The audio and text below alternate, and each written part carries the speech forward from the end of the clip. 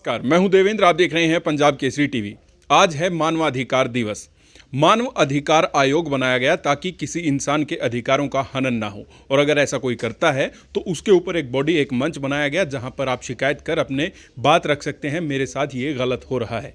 इसी के उपलक्ष्य में आज एक प्रेस कॉन्फ्रेंस आयोजित की गई हरियाणा मानवाधिकार आयोग की तरफ से। हरियाणा मानवाधिकार आयोग के सदस्य दीप भाटिया जी मेरे साथ हैं, आइए उनसे बात करते हैं। दीप जी, किस तरीके का रहा, एक साल बीता है, कितने मामले अभी तक निकल कर आए हैं और कौन से डिपार्टमेंट के ज़्यादा मामले निकल कर आए? देखिए, अभी तक साल पूरा समाप्त नहीं हुआ है, कुछ वर्किंग डेज बचे हैं। अभी तक हमारे डाटे के मुताबिक जो है नवंबर महीने के एंड तक आप कह सकते हैं, तो लगभग 2378 केस हमारे पास आए, और जिनमें से हमने 1728 डिसाइड कर चुके हैं। 650 मैटर अभी पेंडिंग है। जैसा आपने पूछा किस हेड में ज़्यादा है, ऑफ कोर्स जैसा पहले से चलता आ रहा है ट्रेंड, पुलिस के खिलाफ आने वाली शिकायतें सर्वाधिक होती हैं। तो लगभग समझ लीजिए कि 1/3 के करीब शिकायतें पुलिस डिपार्टमेंट के खिलाफ ही आती हैं। तो उसमें क्योंकि पुलिस डिपार्टमेंट एक ऐसा डिपार्टमेंट है जिसकी पब्लिक इंटरेक्शन बहुत ज़्यादा होती है, और उसको दो पक्षों से डील करना होता है, तो दोनों में से कोई ना कोई पक्ष तो एग्रीव्ड रहता ही है। तो वो कई बार पुलिस के कार्रवाई से संतुष्ट ना होकर हमारे पास आता है। तो बहुत सारे केसों में छानबीन करने के बाद जहां हमें वास्तव में त्रुटि लगती है, हम कोई ना कोई एक्शन लेते हैं। लेकिन बहुत सारी कंप्लेंट्स ऐसी भी होती हैं जहां लोग कोर्ट में अपना डिफेंस बनाने के लिए एक झूठी शिकायत कर देते हैं। और ये तो सच है। देखिए, इस देश के अंदर यदि कोई क्रिमिनल भी होता है तो वो भी अंतिम समय तक कोर्ट में ये नहीं कहता कि हाँ मैंने क्राइम किया है, वो तो ये कहता है मेरे को झूठा फंसाया गया है, क्योंकि सिस्टम भी ऐसा ही। तो ऐसे में ये कहना कि पुलिस लगातार ज्यादती कर रही है इसलिए नंबर ऑफ़ कंप्लेंट बहुत ज़्यादा है, वो भी ठीक नहीं होगा। पुलिस काफ़ी हद तक सुधार कर रही है, और मैं समझता हूँ और आवश्यकता तो हमेशा ही बनी रहती है, अभी भी बनी हुई है और सुधार की।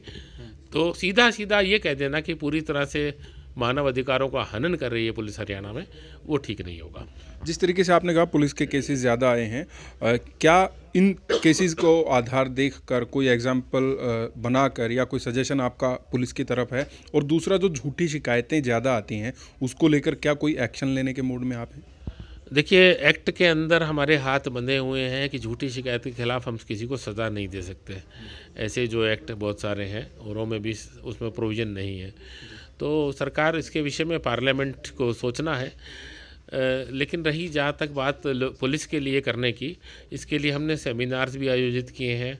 मधुबन के अंदर भी बड़े स्तर के ऊपर बड़े अधिकारी और उनको किए हैं, और आने वाले समय में भी जल्दी जो भी इन्वेस्टिगेटिंग ऑफिसर के स्तर के लोग होते हैं उनको हम सोच रहे हैं कि हर रेंज के अंदर कुछ इंस्पेक्टर और आईओ लेवल के अफसरों को कुछ और लोगों के मानव अधिकारों के बारे में ट्रेनिंग दी जाए और जागरूकता और ज़्यादा बढ़ाई जाए। अगर पुलिस को छोड़ दें, इंडिपेंडेंटली देखा जाए तो कहाँ पर ज़्यादा मामले निकल कर आते हैं जिस पर मानव अधिकार का हनन हो रहा है और जो बेनिफिट उनको मिलना चाहिए वो नहीं मिल पा रहा है आमजन को? देखिए, अब हमारे पास स्कोप बहुत ज़्यादा है, क्योंकि ह्यूमन राइट्स के अंदर सब चीज़ कवर्ड होती हैं। बहुत सारे मामले बहुत छोटे छोटे चीज़ों के आते हैं, जहां लोगों को बीपीएल कार्ड नहीं बना टाइम से, गरीब लोग आते हैं, राशन कार्ड नहीं बना, किसी के पास शिकायत आती है कि मैं रिटायर हो गया, मेरी पेंशनरी बेनिफिट नहीं मिल रहे हैं और मेरे पास खाने को कुछ नहीं है। जहां ऐसी ग्रेव इमरजेंसी दिखाई देती है, तो कहीं ना कहीं सर्विस के वो मामले जहाँ पे आगे अपने के पास खाने के पैसे नहीं हो और उसने सारी उम्र नौकरी करी हो, तो ऐसे मामलों में हमें मजबूरन इंटरफेयर करना पड़ता है।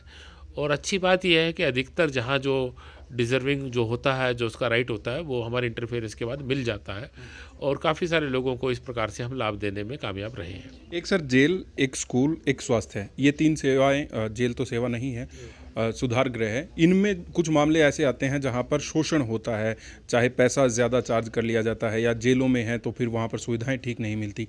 इन तीनों वर्गों की तरफ किस तरीके का ध्यान रहता है? देखिए, जहाँ तक स्कूल का मामला है, वो मामला सब जुडिस ऑलरेडी है। हाई कोर्ट और सुप्रीम कोर्ट में एक्सेसिव चार्जिंग के विषय बहुत सारे चल रहे हैं, तो इसलिए क्योंकि उनके संज्ञान में है, पैरेलल प्रोसीडिंग हम नहीं चला सकते। रही बात जेलों की, जेलों पे हमारा पूरा फोकस है। लगभग सभी जेलों को हम इंस्पेक्ट कर रहे हैं, स्क्रूटनाइज करते हैं उनके डाटा को।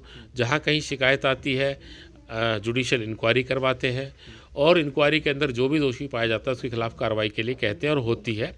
और इस मामले के अंदर क्योंकि वो जुडिशियल कस्टडी होती है तो कोर्ट के जो अपने सत्र न्यायाधीश होते हैं उनके नेतृत्व में जो भी एक न्यायिक अधिकारी उसकी जांच करता है उसके बेस के ऊपर बहुत सारी कार्रवाई की जाती है।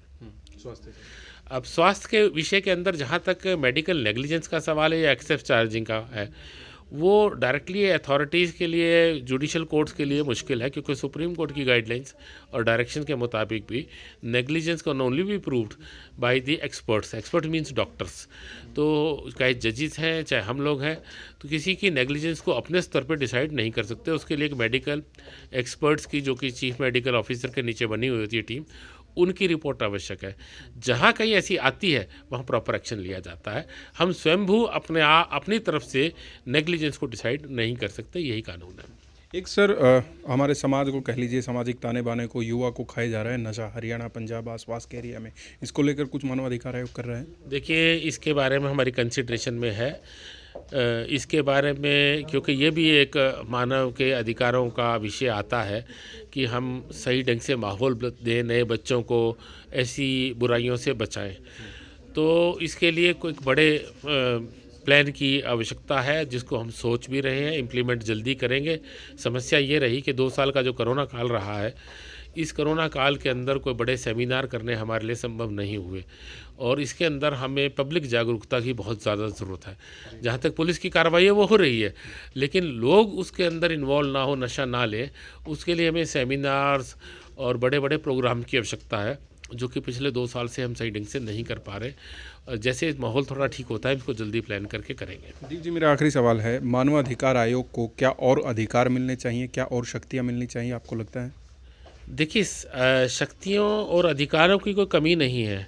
जहाँ तक हरियाणा की बात करें, हरियाणा मानव अधिकार आयोग की बात करें, हमें जो पावर एक्ट में दी गई है रिकमेंड करके सरकार को बताने की, तो सरकार हमारी रिकमेंडेशन को बहुत गंभीरता से लेती है और इम्प्लीमेंट करती है। तो इसलिए वहाँ कोई अधिक शक्तियों की आवश्यकता नहीं है। हाँ, सेंट्रल लेवल पे झूठी शिकायतों के खिलाफ या कोई कंटेम्प्ट प्रोसीडिंग की प्रोविजन यदि वो बनाते हैं तो उसका अवश्य स्वागत किया जाएगा। एक आखिरी सवाल दोबारा से कह रहा हूँ मैं, किस तरीके से आपसे संपर्क किया जा सकता है और क्या सही तरीका है कि आप एक्शन लें, उसको रद्द ना कर दें?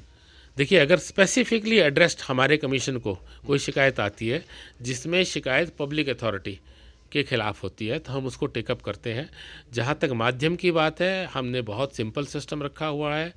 नेशनल पोर्टल भी है, ईमेल पे भेज सकते हैं, पोर्टल के ऊपर जाकर वहाँ रजिस्टर करवा सकते हैं, बाई डाक भेज सकते हैं, स्वयं आके उपस्थित होकर दे सकते हैं।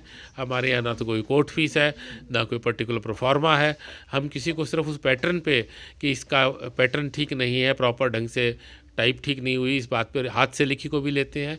सिर्फ उसमें फैक्ट्स पूरे होने चाहिए और वायलेशन ऑफ ह्यूमन राइट्स दिखनी चाहिए, और वो सिंपल कि और दुनिया भर की अथॉरिटीज़ को अगर गई होती है तो हम उसको नहीं इंटरटेन कर सकते।